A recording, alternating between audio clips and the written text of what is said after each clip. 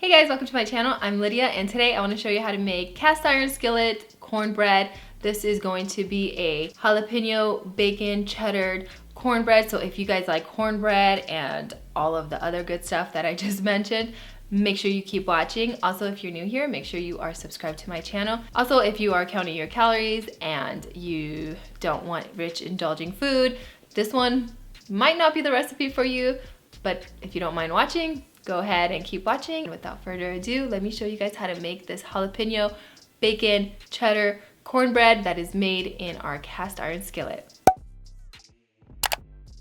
To start off this cast iron skillet cornbread recipe that has jalapeno, bacon, and cheddar in it, you want to add your cut bacon to a cold cast iron skillet. Now my bacon is a little bit frozen and it does have pepper on top of it.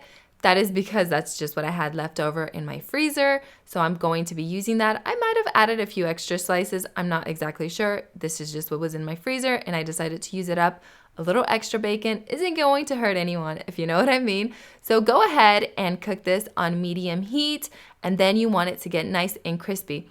So now you are going to see that it does release a lot of bacon fat, and there is a saying that I like to go by: fear the fake, not the fat. And like I mentioned in my intro, if you're on a diet or if fat scares you or you're not into pork, just don't watch this video, or just watch and don't leave me a nasty comment because it's just not necessary. And my parents happen to eat a lot of pork in their days, and so did my grandparents, and they happen to live a pretty long time, so I'm not exactly sure what's going on nowadays. And everybody's eating healthy and they're just not living that long, so I'm not exactly sure what's going on, if you know what I mean. So I just like to live by fear the fake, not the fat, and we are definitely going to be using a lot of fat in this recipe. So once your bacon is nice and crispy, kind of like this, and nice and fragranty, you want to take it out of your cast iron skillet. So turn off the heat and remove your bacon. Now I'm using a wooden spoon, and it probably wasn't the best idea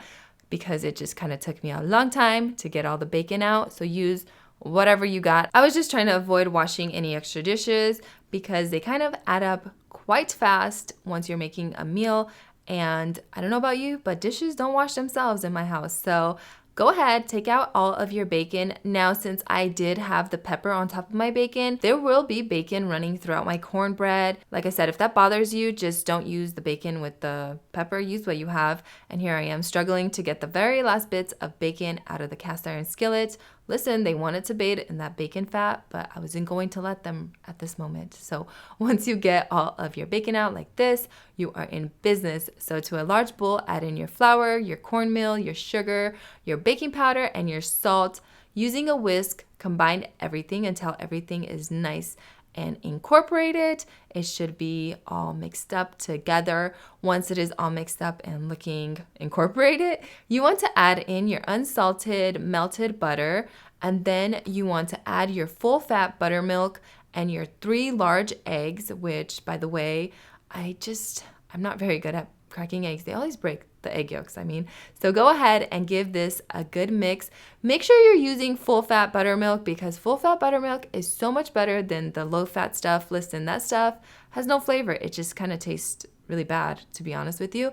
And if you find the full fat stuff, you won't go back. I'm telling you guys, it is so good. So once your batter looks something like this and it is all mixed up, add in some of your bacon, most of your bacon. Now reserve some for the top. Add in your cheese. This is fresh cheese that my husband actually grated for me. Add a bunch of that stuff in because it is so good. Then go ahead and, using the wooden spoon that I cooked my bacon with, fold in all of your bacon and your cheese. Kind of be gentle with it. Don't overdo this. Just make sure everything is incorporated evenly. Once it is nice and even, looking like this, go back to your cast iron skillet, melt your butter. I know it's a lot of butter. Like I said, I don't want to hear it. I don't need any negativity. Once your butter is melted, turn off your heat and add the rest of your cornmeal batter into the cast iron skillet. And using a rubber spatula, make sure you scrape the rest of your bowl. I did this, but I did it off camera because it's just kind of like awkward positions, when you're like filming and stuff. But make sure you get every last drop of this cornbread mixture out, or the batter out. And then using a rubber spatula, I went ahead and I flattened the top of my cornmeal and you can see all of that butter and that bacon fat coming up the sides. You could also see the black pepper. That's what I was trying to tell you guys. It does run through your cornbread, and if that bothers you, just like I said, don't use, bacon with pepper on top. Once you get it nice and even, I want you to go ahead and add the rest of your cheese. I'm using sharp cheddar cheese, by the way, and I just added that to the top. I wasn't going to add too much just because I did want the cornbread to show through. Once you add the rest of that, add in the rest of your bacon that you crisped up on top of that. And then I went ahead and added my sliced jalapenos to my cornbread. You can use as little or as much jalapeno slices as you want.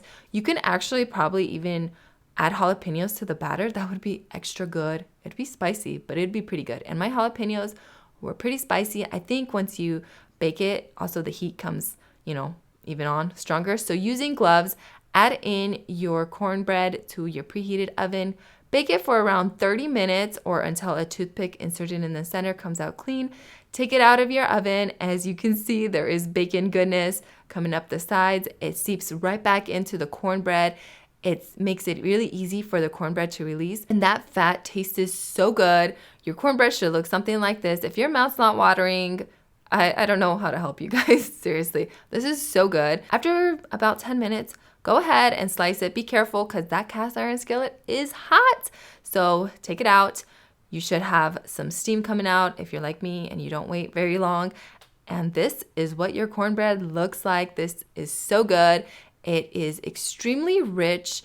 It has so much flavor. I love that the bacon kind of runs through it everywhere, and so does the cheese. One thing I absolutely love about this cornbread, unlike most cornbreads, is that it is not dry. It is pretty moist, and it is not boring. It is definitely packed full of flavor that I think anyone would love.